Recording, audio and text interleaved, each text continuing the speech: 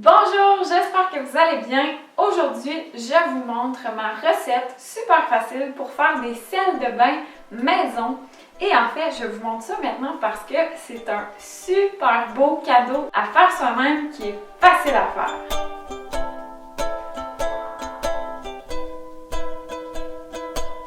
Alors, tout d'abord, qu'est-ce qu'il va vous falloir pour faire ça? Ça prend du sel d'Epsom. Du sel d'Epsom, en fait, là, c'est vraiment facile à trouver dans pas mal toutes les pharmacies. Sinon, moi, j'ai trouvé le mien dans une coopérative alimentaire, donc un magasin d'alimentation naturelle. Ça va vous prendre de l'huile de noix de coco. Idéalement, vous la voulez vierge, pressée à froid et non désodorisée. En fait, quand on désodorise l'huile de coco, ça perd beaucoup de ses propriétés. Vous allez avoir besoin de quelques huiles essentielles. Je vais vous en proposer 4 différentes. Vous pouvez en utiliser seulement une seule ou faire des petits mélanges selon les propriétés que vous recherchez. Et optionnel, vous pouvez ajouter des pétales de fleurs, des herbes séchées. Donc, je vais vous proposer 3 options là aussi. Évidemment, ça va vous prendre des contenants en verre pour mettre vos sels de bain par après. Et optionnel, encore une fois, pour décorer par après, vous pouvez mettre des petites branches. J'aime bien aussi offrir un petit sac de coton avec, comme ça, quand on a envie de prendre un bain avec les sels de bain, mais qu'on n'a pas nécessairement envie que les fleurs flottent dans le bain et qu'il y ait du sel un peu partout, on a simplement à mettre le sel de bain dans le petit sachet, on referme et on met ça au bain. Voilà, ça coûte pas très cher et puis ça fait une petite décoration sur le pot en même temps. J'ai aussi quelques pierres, en fait, complètement optionnel aussi.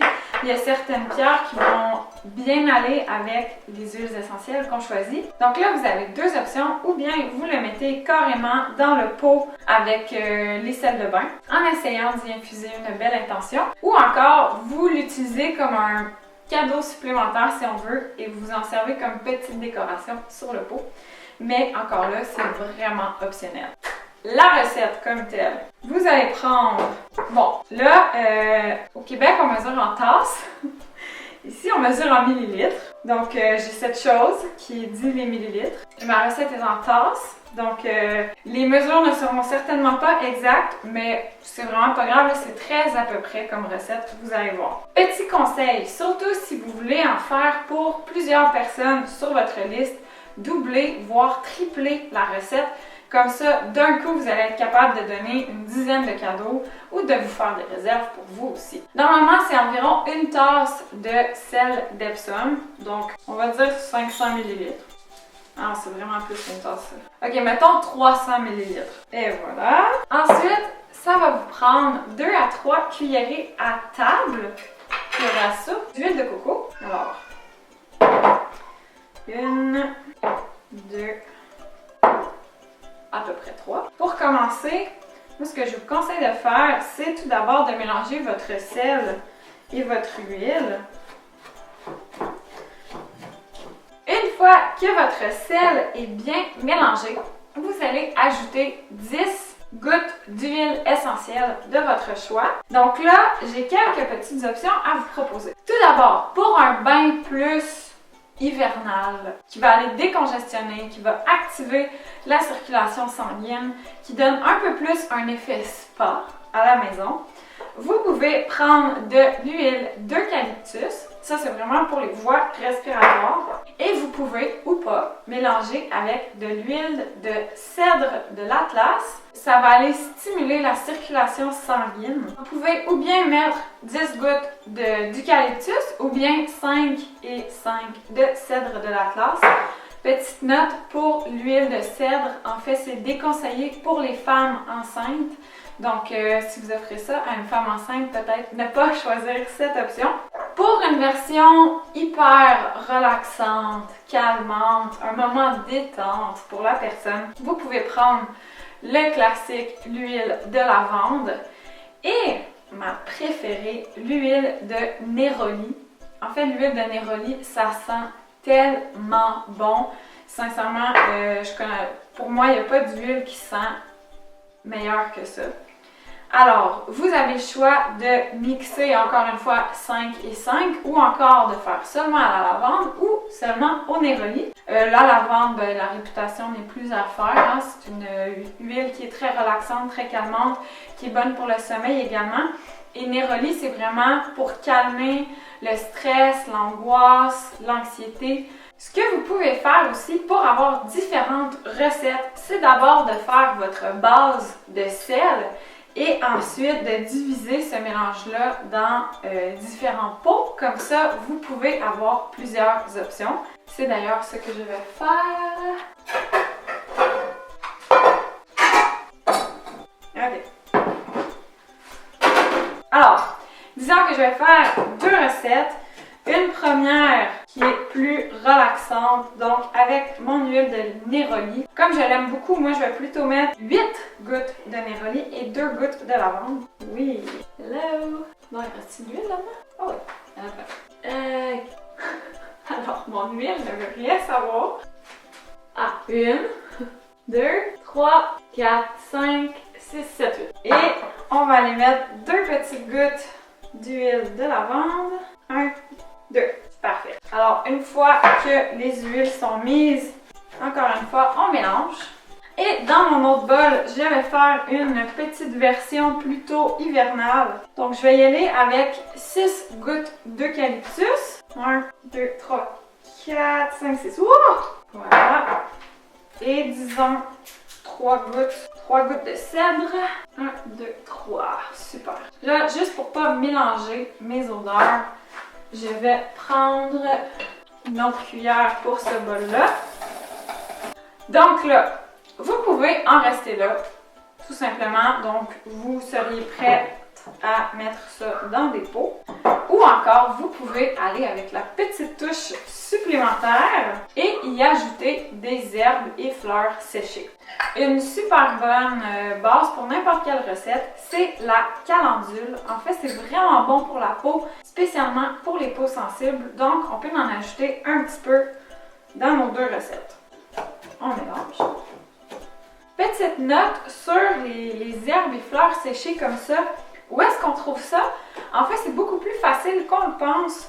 Si vous avez accès près de chez vous à une boutique d'alimentation naturelle ou biologique, là, un magasin dans ce style-là, il y en a vraiment souvent. Parfois, vous allez en trouver en vrac. Parfois, vous allez en trouver là, qui a un rayon vraiment impressionnant. Quand j'habitais au Québec, vous pouvez essayer de trouver des endroits qui tiennent les produits de la Clé des Champs. Et ça, c'est incroyable. Là, ils ont genre toutes les variétés possibles d'herbes et fleurs séchées. Sinon, en France, ici, je trouve presque tout dans les coopératives alimentaires où je me rends. Toutes les bio-coop, toutes les sections où ils ont des tisanes. Parce que c'est souvent dans la section des tisanes que vous allez trouver ça.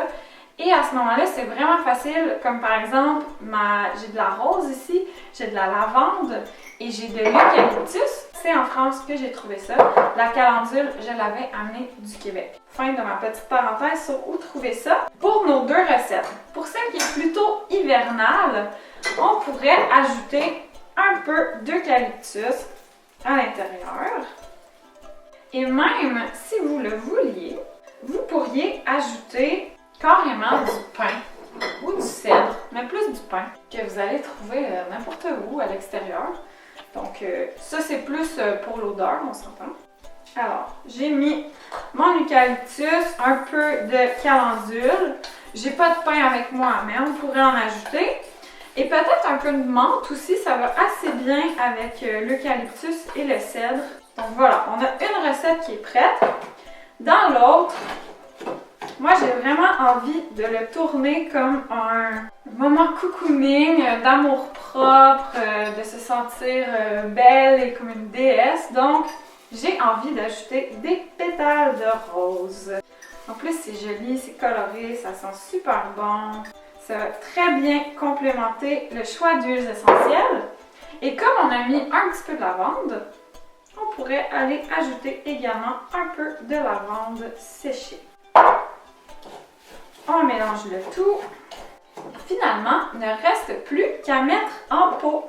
Et là, vous savez, pour les pots, vous n'êtes pas toujours obligé d'en acheter.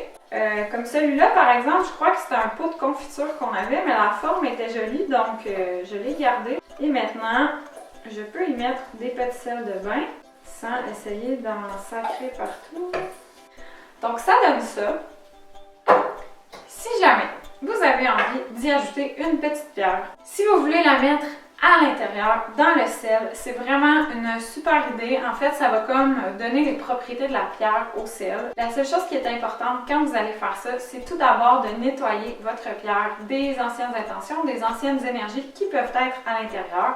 Pour ça, vous pouvez simplement la rincer à l'eau ou encore mettre un peu de fumée de l'encens sur votre pierre comme ça. Et ensuite, vous allez y infuser votre propre intention, donc en la tenant dans vos mains. Si par exemple, je veux offrir ce sel à ma maman, je veux qu'elle vive un beau moment de détente et qu'elle reconnecte avec elle-même, qu'elle s'aime, qu'elle ait plus confiance en elle, par exemple, ben, je pourrais mettre tout ça dans ma petite pierre et aller déposer ça à l'intérieur comme ça. Ou encore, vous pouvez carrément vous en servir comme une petite décoration. Donc là, si on a notre petit sac qu'on veut donner avec et la pierre, on pourrait simplement prendre un bout de ficelle. Donc ça donne un petit quelque chose comme ça. J'ai pris un quartz rose qui est vraiment la pierre de l'amour universel et une pierre vraiment excellente pour l'amour de soi également. Donc je trouvais que c'était approprié pour ce plat-là. Si c'est plutôt le côté détente, calme et compagnie que vous recherchez, une améthyste, ça serait vraiment une belle pierre pour ça. Ces deux pierres-là, c'est comme les deux plus faciles à trouver. On me demande souvent où trouver des pierres. C'est beaucoup dans les boutiques ésotériques et ça a l'air vraiment rare, mais ce n'est pas tant que ça. Suffit un peu de chercher, c'est souvent des boutiques qui ont un aspect un peu douteux vu de l'extérieur, mais qui regorgent de petits trésors. Donc, ou bien dans les boutiques ésotériques, faites une petite recherche Google pour voir s'il y en a une près de chez vous. Sinon, en France, encore plus simple que ça, il y en a souvent chez Nature et Découverte. Pour notre version plutôt hivernale, vous pourriez simplement décorer d'une petite branche de cèdre sur votre pot. Donc là, la mienne est légèrement grosse, mais bon, c'est pas grave. Et encore une fois, mettre le petit sac. Alors c'est ça, pas plus compliqué que ça. Vous voyez, ça prend vraiment pas beaucoup d'ingrédients. Et là, aujourd'hui, je vous en ai mis plus que pas assez. Donc vous pourriez très bien faire des recettes toutes simples avec seulement du sel d'Epsom, de l'huile de coco et une huile essentielle de votre choix. Faites simplement vous renseigner sur les huiles essentielles. Il y en a certaines dont l'utilisation n'est pas recommandée pour les femmes enceintes ou encore qu'on ne peut pas utiliser sur la peau. Celles que je vous ai présentées aujourd'hui, bien entendu, elles sont sécuritaires. Donc ouais, ça n'a pas besoin d'être plus compliqué que ça. Et si vous voulez faire une touche un peu plus élaborée, eh bien, certaines herbes et fleurs comme je vous ai montré ou encore des cristaux, des petites décorations. Et voilà, le tour est joué. J'espère que ça vous a plu, j'espère que ça va vous faire un beau moment créatif pour vous et un beau moment de détente par après. Infusez-y tout votre amour et ça va vraiment faire un cadeau qui fait plaisir, qui ne coûte rien, qui est pas mal zéro déchet. Si ça vous a plu, mettez un petit pouce en l'air, peut-être que je pourrais vous revenir davantage avec des petites recettes comme ça, simples à faire. Et si ce n'est pas déjà fait, abonnez-vous à notre chaîne. On arrive tous les lundis avec une vidéo sur le minimalisme. Et le jeudi, c'est plutôt une vidéo sur le zéro déchet, des recettes, des tutoriels, la parentalité, les voyages, plein de choses. Et parfois, on vous publie une petite vidéo bonnie dans la semaine. Merci beaucoup d'avoir été là et on se retrouve très bientôt pour une prochaine vidéo.